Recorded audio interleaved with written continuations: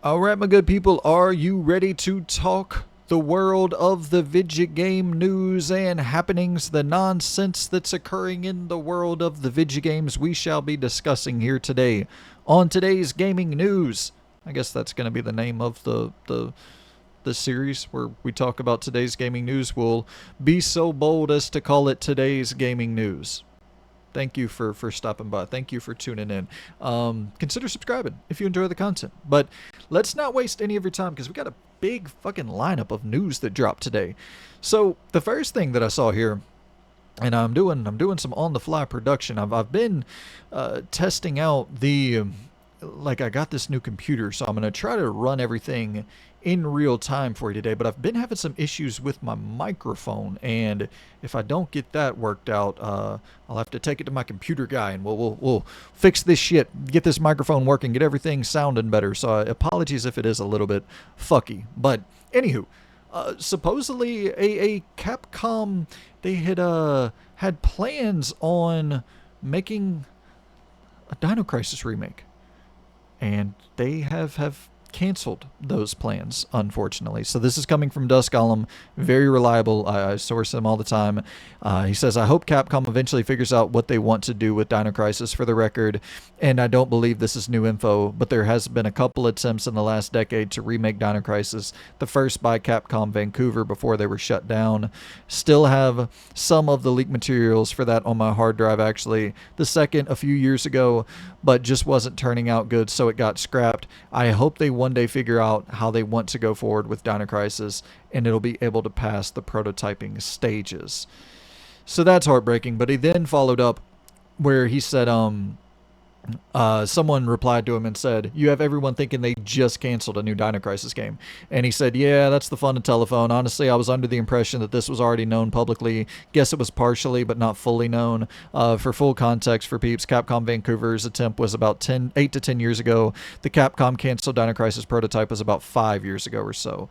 And then, as you see, I got the only Dino Crisis game we're ever gonna get. Listen, I think we will get a Dino Crisis remake at some point, but I'll never forgive Capcom for what they did to us, revealing fucking Exoprimal, and then the redheaded chick going around shooting dinosaurs, and you're like, oh my god, are they really about to do it? And it's like, no, they're gonna do Exoprimal, but I don't know.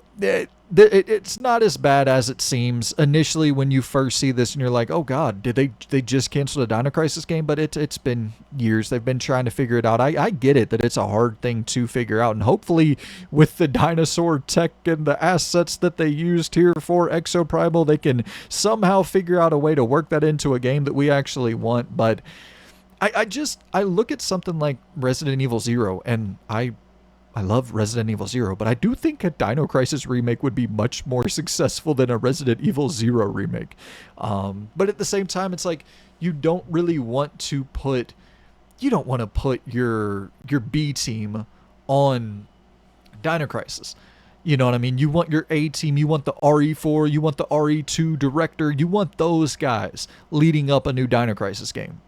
So I understand trying to make sure that they have the perfect formula before they really roll this thing out, because I think the potential for Dino Crisis is through the roof, because really all you just have to make Dino Crisis 1, remake that, remake 2, and then kind of rework 3 into something that you actually want it to be.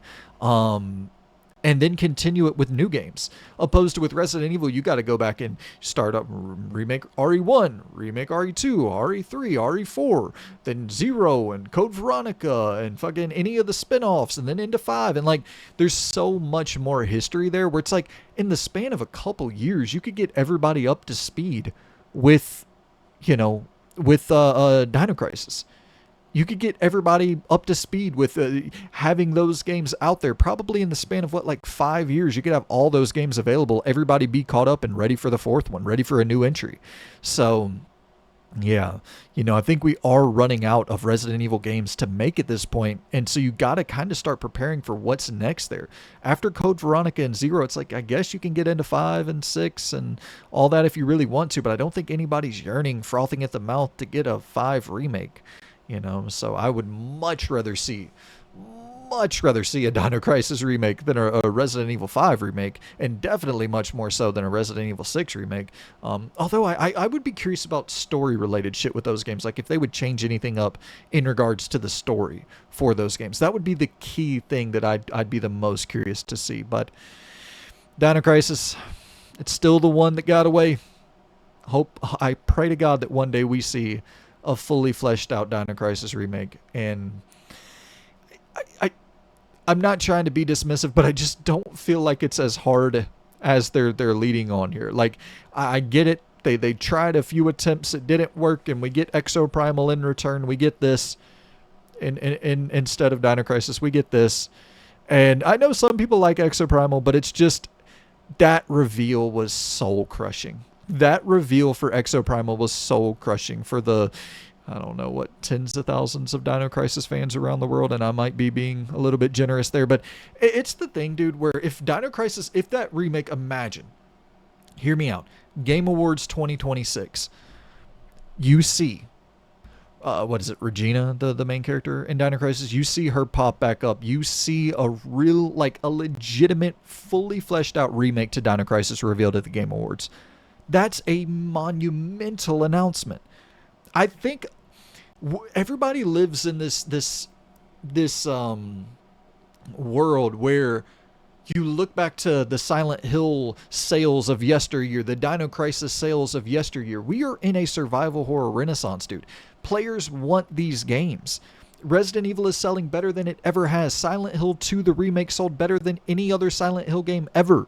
Like, we are in a golden era for survival horror, and unfortunately EA with their Dead Space and fucking, but that was, you don't want to look at that as like that's the exception to the rule.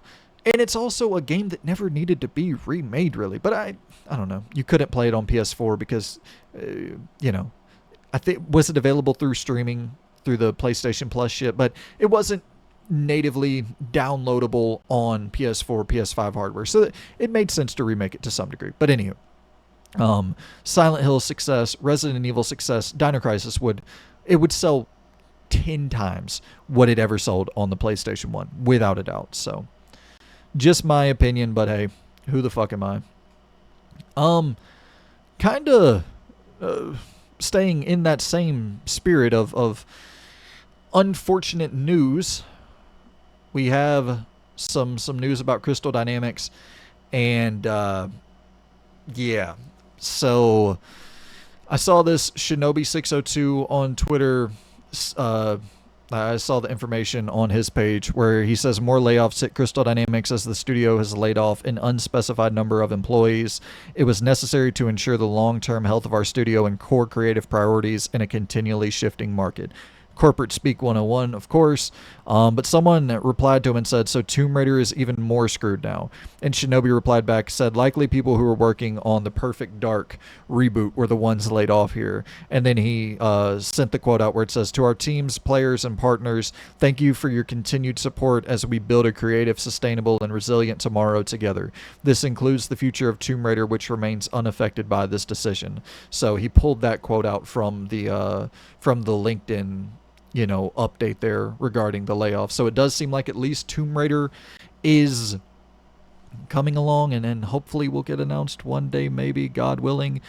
It's such a bummer because it would have been great if you could have spun those people who were making Perfect Dark into creating a single player IP for you, like a new IP that you could own. Something that you could go on to, like you're doing with Tomb Raider right now, where Amazon's making the movies of it and shit. Like, you got to, and I know I'm a broken fucking record with this, but you have to create new shit. In this entertainment landscape of nothing is predictable, and there's the potential of anything becoming some big hit movie or all of these crazy scenarios, you have to be creating new things that could be adapted and become these new next big billion-dollar franchises. And because as far as I'm aware, Crystal D, when they took over the project for Perfect Dark, like, I think that was when the game really started making good progress before it was canceled. So, yeah, it's always just a bummer to me where it's like, oh no, we're going to lay you guys off. And opposed to hey, we're going to try to create a super lean team of like 30 of you guys, and y'all are going to go work in the corner for 3 years, make us a 7-hour spy game, and if it does well, hell, we'll make the next one 10 hours, and then the one after that, we'll give you an even bigger budget. And it's just like, yeah, developers, it's like they're losing their job, and left, right, and center, around every corner, there's these layoffs, and it's like no fault of their own, more often than not. It's like, what were they supposed to do with the Perfect Dark reboot? They come in because the initiative wasn't getting the job done, so they come in to clean up. Seems like they did that because whenever they really got full steam ahead working on it, that's when we saw the gameplay trailer, and then it's like, no, not enough. We're going to invest $80 billion in AI, says Microsoft, so we're going to cut that game. And then Embracer's like, well, hey, we don't have nothing else for you, so we're going to cut, an unspecified number of employees. Just, it's, I'm happy that Tomb Raider's not affected by this, of course. That trilogy of Tomb Raider games from 2013 to 2018 with, the base Tomb Raider and then Rise and then fucking Shadow of the Tomb Raider, all excellent video games, tremendous video games. Crystal Dynamics, they do not fuck around. They make great shit. And yeah, just not a lot of trust left in Embracer to manage this team properly or to get their products across the finish line. I guess that's the one good thing is that I think Amazon is funding all of this shit. I think Amazon is funding the next game. I think they're funding the next movie. So theoretically, there's enough money backing these projects that they will see the light of day, God willing. So, yeah, man. Just soul crushing. I can't imagine how fucking heartbreaking that is for these developers to work their asses off on a project for someone, have someone else shit the bed, and it's just like, oh, well, there you have it.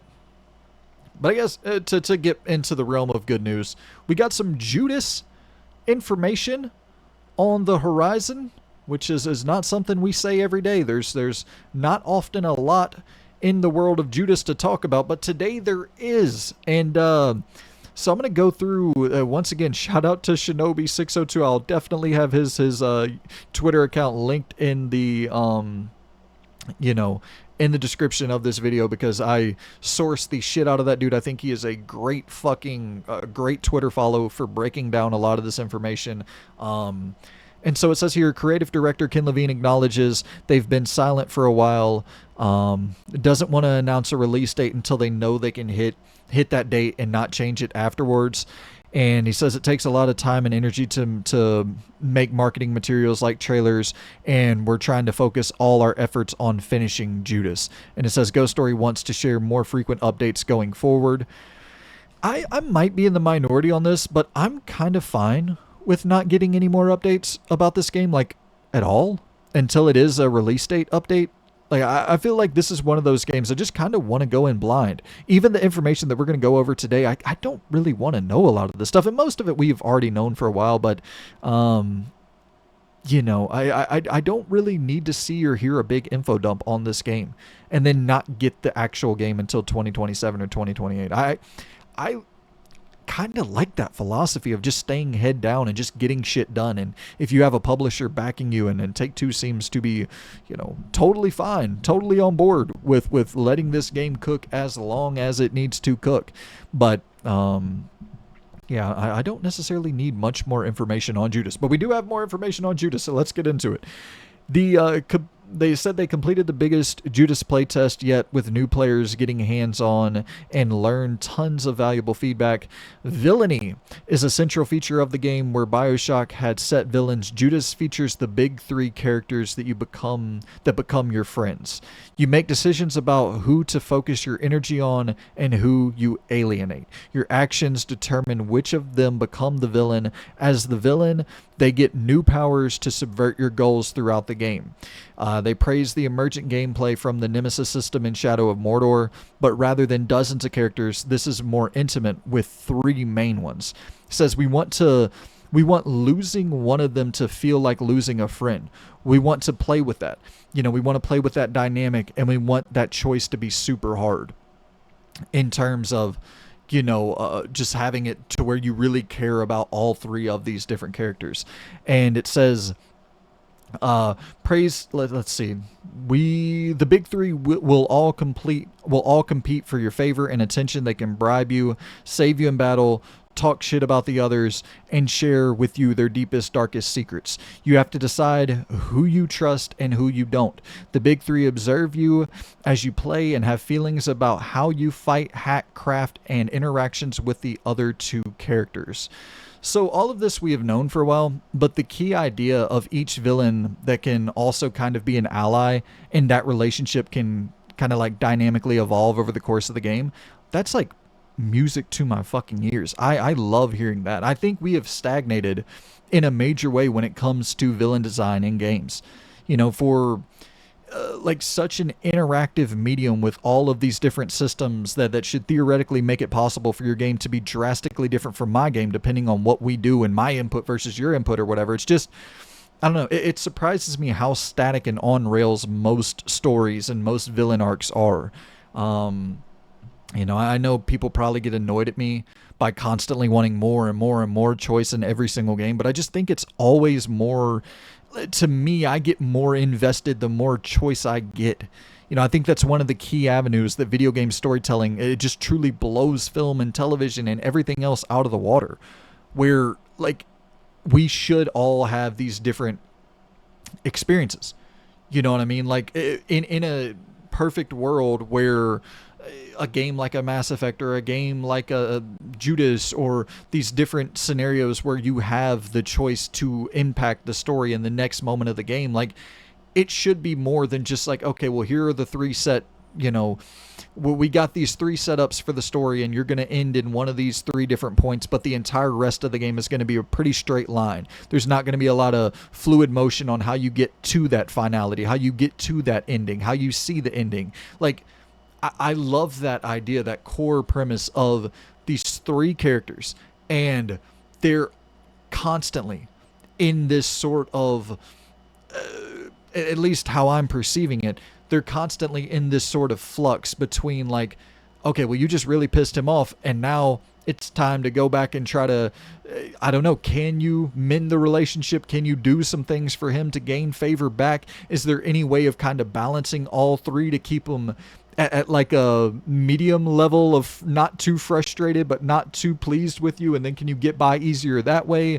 Is it just having these kind of pestering forces that are either pestering for positive effect or pestering for negative effect, and all of that kind of dynamically evolving throughout the course of the game, and then potentially, the endings, I would imagine, are drastically different depending on your alignment. And once again, he even says it there with Shadow Mordor and all of that. Like, this isn't something that's brand new, but I just love those. I love those elements in games. And even stuff like Mr. X and shit where you're just not completely sure of how, like, are they about to pop a eye? I hear those footsteps. Are they right around the corner? And just that sense of, like, unsuredness. I don't know if that's a word, but just having villains who are kind of a little bit more unpredictable. I'm very much on board for that. So, and they also say, should shout this out, cast of over 100 other speaking characters in the game. So it's a much, much bigger game than I thought. Correct me if I'm wrong, but I don't think BioShock had hundreds of people speaking in those games. So yeah, it's looking like that Take-Two is just continually funding this thing, which makes me feel positive in terms of the progress that it's making. It makes me believe, because the whole quote with Strauss-Zelnick recently was like, we don't want to make great games, we want to make excellent games, exceptional games, shit that is like the top of the top.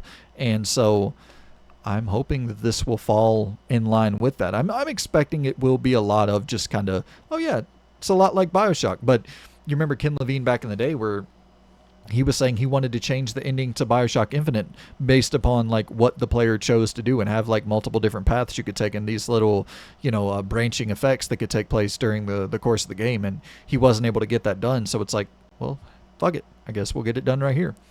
So yeah, very, very excited for Judas, of course, which I think anybody who's a BioShock fan probably is very excited for Judas. But it just happy to get this little update here regarding the game. So shit, yeah, man. And next up, let's talk a little bit about some game sales. The top 20 best-selling games of July have been listed by Matt Piscatella at Circana. I'm going to pull this up real quick, and I'll get it to where you can see it on the screen. That's the beauty of you know, beauty of doing this production shit on the fly, is I can alter real quick. So give me 1 second.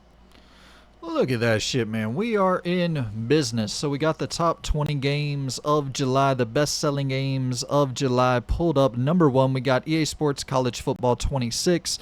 Number 2, we have EA Sports MVP bundle, which is Madden and college football in a bundle package.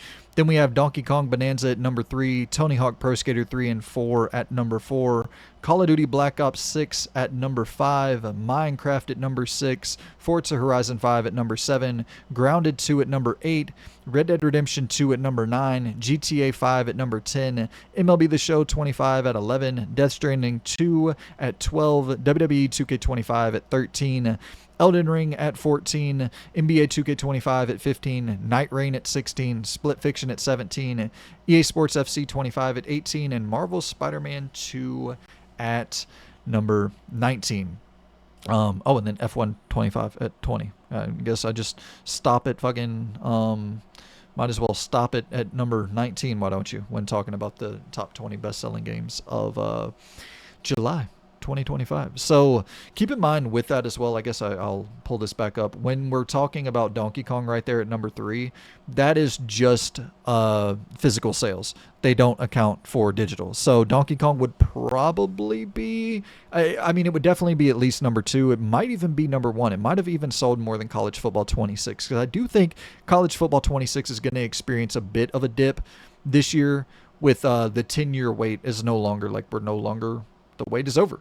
We got College Football 25. The drought has ended. So there's just not going to be that same frothing at the mouth to get to college football. But still, incredible success, and will still be one of the top 5 best-selling games of the year, I imagine. But Donkey Kong is definitely fucking up there. And, dude, we got to shout out. We have to shout out this little beauty of a video game that we know and love, called motherfucking Tony Hawk's Pro Skater. Dude, you don't understand how fucking happy I am to see Tony Hawk's Pro Skater crack. It was number 4, right? Yeah, number 4. The 4th best-selling game of fucking July. This is such good news to me, and I really hope what this kind of means is that I don't know, Microsoft is in a weird stage right now, but I really hope that this means that they get the green light for a Tony Hawk Pro Skater 6 or a remake of a Thug 1 or a package of Thug 1 and 2. I don't even think you need to package Tony Hawk's Underground 1 and 2. Just release 1 by itself.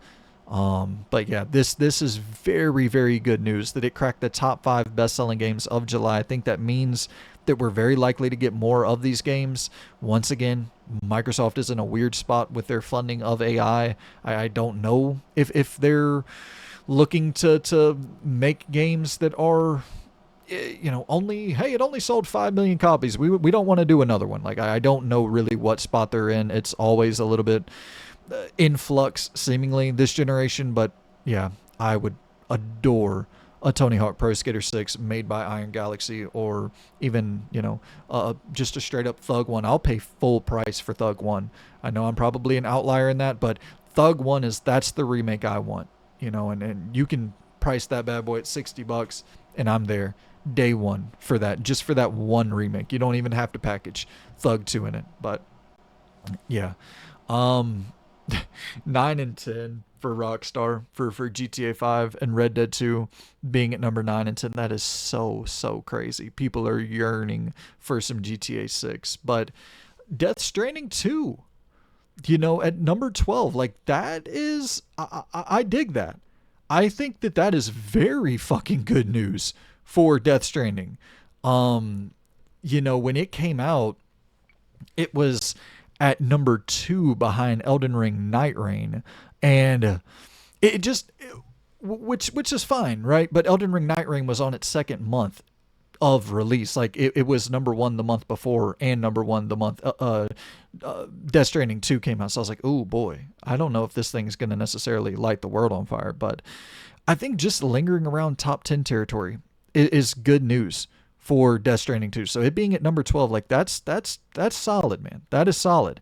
You look at like the other popular single player games like Doom the Dark Ages. It charted at number 2 the month it released, and it wasn't even in the top 20 the following month. And of course, you got to factor in Game Pass into that equation to some degree, but even look at like Pirate Yakuza. It cracked the top 10 in February, the month it released, but it was completely out of the top 20 by March.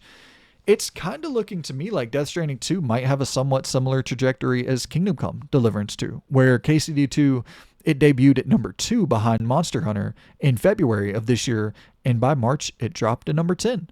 And so it's like, okay, DS2, Death Stranding 2, it's debuts at number 2, and it drops to number 12. So like, very similar trajectory. Don't get me wrong. Monster Hunter is much steeper competition than Night Rain. Well, Night Rain month 1 would be comparable to Monster Hunter, but this was Night Rain month 2. So you got to factor some of that shit into the equation. I'm not saying it's going to be, exactly on par with KCD2 in terms of sales, but yeah, it's going to, if it's still in the top 20 next month, I think that will be a really good sign, because that's something that I've seen with KCD2 is it kind of just lingers and it stays around that top 20 best-selling games in the United States month after month. So yeah, and I think right now, if I'm not mistaken, KCD2 is the 5th best-selling game of the year in overall, dollars spent. So, I mean, this is way better,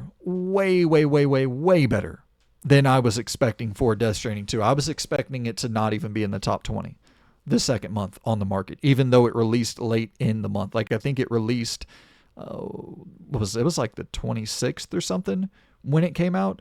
But even then, it didn't seem like this game had much staying power at all. Like it seemed like the discourse died out really, really quickly. So I was like, oh boy. Yeah, I don't know if this thing sold well at all, but it's looking pretty fucking good for Death Stranding 2. And yeah, then you got Night Rain that dropped from 1 to 16, but do keep in mind, once again, it had back-to-back number 1 months. So I think pretty much everybody who wants to buy a copy of Elden Ring Night Rain has already bought a copy of Elden Ring Night Rain. And yeah, and then you see Spider-Man 2 still hanging in at top 20, which is insane as well. Just hanging in there, like no new content, no new updates, no new DLC, no new nothing. Just, here you go. Spider-Man. You are Spider-Man. So that's why you're a top 20 best-selling game, because you're Spider-Man. And there's no other Spider-Man games that are releasing. And Wolverine, who knows where that's at, and who knows where anything's at, because who knows anything about what's going on at Insomniac, because they sure as shit don't tell us. But hey, they've crushed it this generation. Miles Morales launched 2020, Rift Apart 2021, Spider-Man 2 2023. If they gotta wait until 2027, we'll give them that time. Okay, so and then we got a little bit more data here. The Switch 2, the Nintendo Switch 2's second month on the market was another explosive one, at least in the US, where it surpassed 2 million units sold life to date, putting it 75% ahead of the unit sales pace set by the Nintendo Switch 1. That is fucking crazy. And then we go into more hardware data here. Nintendo Switch 2, and I'll throw a trailer up for y'all to have something pretty to look at, opposed to we'll throw a little Switch 2 launch trailer on the screen for y'all. There we go. So hardware data, Nintendo Switch 2 drove July's hardware spending growth. July dollar sales of PS5 hardware fell 47% compared to a year ago, while Xbox Series spending dropped by 69%. Nintendo Switch 1 spending declined 52% year over year. So yeah, hardware. Nintendo Switch 2 was the best-selling video game hardware in units and dollars for both July and 2025 year-to-date. PlayStation 5 ranked 2 across both measures and time periods. And yeah, July video game content spending increased 4% when compared to a year ago to $4.5 billion. So just kind of staying there with the hardware for a second, seeing these numbers and the price increases that aren't even accounted for yet with the PS5, that is like a precipitous decline as is without the damn the price increase being accounted for here. So we could be in some kind of rough water, some rough times ahead for PS5 console sales, because they were keeping up with PS4 up to this point. I mean, they're at like 80 million sold or whatever, so they're obviously doing fine. But you don't want to start to see that stagnation just yet in your console growth, which, once again, I guess to be fair, when you have 80 plus million consoles sold and you're starting to see a little bit of a decline right now, and it's like, oh yeah, May 2026, I think that decline will stop pretty quickly when Grand Theft Auto 6 comes out and you have to either buy an Xbox or a PS5 to play this thing. So, I mean, dude, we might be in just a really good position right now in terms of hardware in general. Like, I know that these declines seem very like spooky. Like, those numbers are high, 47% for PS5, 60 plus percent for the Xbox, but GTA 6 is right around the corner, and that's going to push tens of millions of consoles into the market. So with the Switch 2, absolute fucking dominance of that system, and then tens of millions of PlayStations and millions of Xboxes being sold for the release of GTA 6, like, hopefully we get into that period of like, because it's always the thing of chasing the infinite growth, right? Of like, oh, what's the next big hotness? Oh, we're going to invest in NFTs. That's it. Let's go. We're going to go buy those damn ape things, and we're going to, if you play our game, you could take that ape thing and you could put it on your vest. It carries over. The ape, it carries over from the, it's not a scam, we promise. It's like, okay, it's a scam, we get it, but hey, you need something to pitch to your investors as like the new infinite growth possibility. And it's they're always looking, and now it's like the AI thing, which I do. Let's say the realistic, honest reality of the future of AI or whatever the fuck is like, yes, of course, that is going to be because I remember I was listening to an interview with an ex Rockstar developer, and he was talking about how he thinks GTA 6 is going to be the most expensive game ever made, period. Like, not the most expensive game ever made until 2030, or the most expensive game ever made until GTA 7. He's like, I think GTA 6 is going to cost more and take longer to make than GTA 7. Which is crazy. Like, GTA 6 is going to cost more to make than GTA 7, but he's like, AI is going to be able to do a lot of that shit. A lot of the kind of smaller tasks that don't necessarily require the human hand or whatever the fuck. It's like, these companies are going to phase a lot of us out. And listen, I am never going to pretend to be a developer, but when a high up at fucking Rockstar, like a core, I believe a programmer is saying that, I'm like, oh shit, okay, that's kind of spooky. But yeah, so just it is wild that we might be on the precipice of the most expensive game ever made, period. Like, not the most expensive game ever made until, like, just period at the end of that sentence. So yeah, it's going to move a lot of consoles in the year of our Lord 2026, which is just looking stupid stacked in terms of video game releases. But I tell you one thing, I do know one thing though, physical games still matter. That's what I do know. 75% of Cyberpunk on Switch 2 was sold physically, as reported by Christopher Dring. So yeah, it's just 75% of the copies of Cyberpunk that were sold on the Switch 2 were sold physically. Just no big deal. Nobody buys physical games. No need to put the full data on the cart, right? Unnecessary. No need to do that. Who is really in 2025 when we got lightning quick fiber optic internets and we're in the future, right? Nobody buys physical games anymore. And no need for these developers and publishers to waste that money for putting the full game on the cart. It's like, oh, well, right. When Cyberpunk, when it launched on when it launched on the Switch 2, it went from like the 400th best-selling game of, what would that have been? I guess April or no, May. It was like the 400th best-selling game of May, and then it bumped all the way up to like the top 10, the top 12 for June when it came out on the Switch 2. I don't have this data on hand right now, but it was a crazy, crazy jump, a crazy increase in sales. And you didn't quite see that for a lot of the other games that, came over for the first time to the Switch 2. And you would think that, hey, maybe get the message. Maybe get the message that the Nintendo audience, they support the shit out of physical media. And these games that are having the full fucking release on the cart are doing really well. That new Atelier, Yumiya, I don't know all these fucking names, man, but there was the Atelier, is that the name of the series? Rise of Yumiya, or fucking, I don't know. But, it had the full data on the game, and it sold pretty well. And I'm not saying that's the only reason, of course.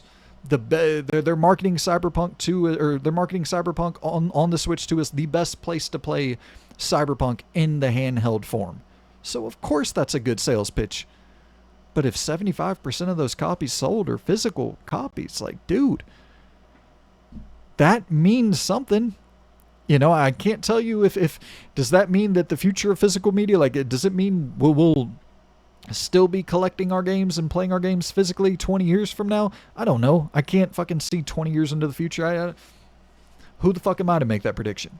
But what I will say is, in the now, you probably want to support the format, because those are big numbers. Those are really, really big numbers.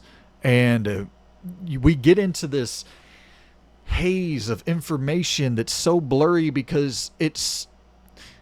Listen. Whenever you hear these publishers telling you that 90% of games sold are sold digitally, that's accounting for all their microtransactions. That's accounting for all their live service games, all their mobile games, this, that, and the other. But when you see God of War Ragnarok sales split, and it's like, 60% digital, 40% physical. It's like, oh, well, damn, you definitely don't want to abandon the 40% of players who are buying that physically. You sold 20 million copies, and if 8 of those 20 million were physical media support, 8 million people, you're going to abandon 8 million people? I think that math is right. I could be fucking, I'm once again not the brightest, so I take everything I say with a fucking a heaping helping of salt. But yeah, man, I think it is still a very important market to serve, and I pray that these publishers wake up and see this data, and they're like, well, shit, maybe we do need to commit to putting our full game back on the disc, back on the cart, and actually treat our customers as more than fucking, like it's the people that are making your business tick. It's the people that are keeping you around, and to give them such a half-ass effort in return for their support, it just, like, I'll be real, it doesn't feel good as a customer. It feels like you're not being valued at all.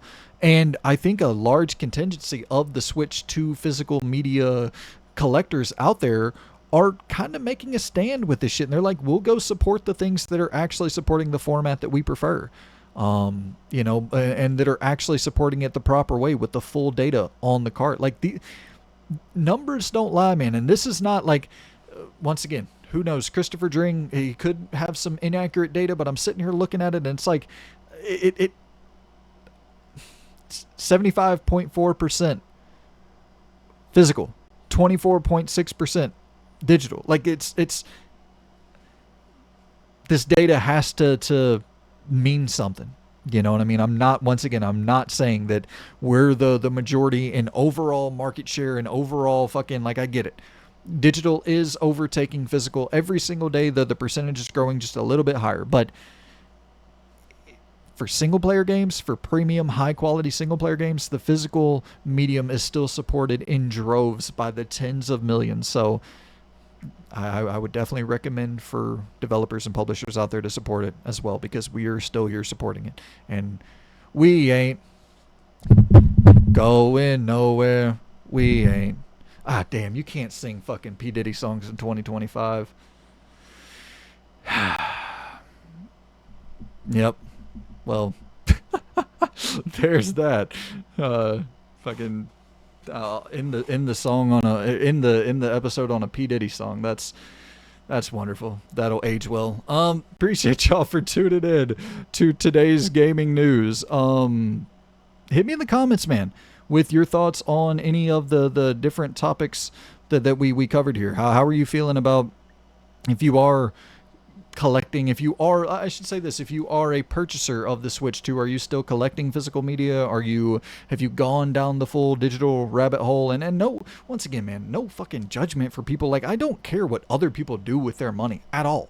Like, if you go all digital, I totally understand the appeal of going all digital, especially for anybody who lives in an apartment or who is moving frequently. Like, if you move a lot for work, like, I totally get the not wanting to deal with the hassle of physical media in those instances. But yeah, curious to hear from y'all. What if you did stop collecting physical media? Like, what was the reason? And I actually have a video that I need to record about that very topic, because I saw something interesting where it anyway, we'll get into that at a later date. I don't want to take up any more of your time, but appreciate y'all so much for tuning in, and I shall see you good people very, very soon. Consider subscribing if you are new, and if you enjoy the content, consider supporting on Patreon. A bunch of good shit over there on Patreon and for the YouTube members. So if you prefer either YouTube memberships, Patreon, like whichever of those systems that you're more familiar with, you can support either one, get the exact same benefits for either. So feel free to do that if you feel so inclined to, and I will see you good people in the next episode. Take it easy, guys.